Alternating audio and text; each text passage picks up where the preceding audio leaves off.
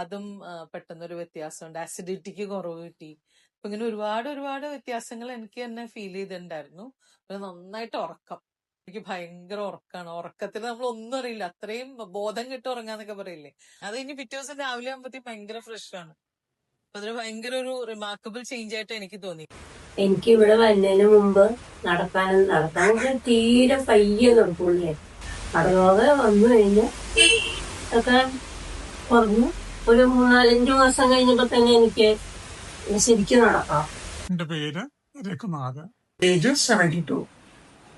ഈ തെറാപ്പി ചെയ്യാൻ തുടങ്ങിയിട്ട് ഇപ്പം ഏകദേശം 1.5 വർഷമായി.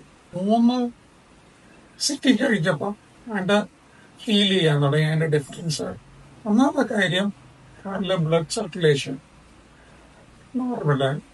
ഈ കാലിൽ ഇവിടെ ഈ കാഫിനുണ്ടാകുന്ന ക്രാമ്പ്, മരവിപ്പം, രാത്രി മസിൽ വളി പരിക്കുക, അതൊക്കെ അതെല്ലാം ടോട്ടലി പോയി. പിന്നെ ഉറക്കം നേരെയായി.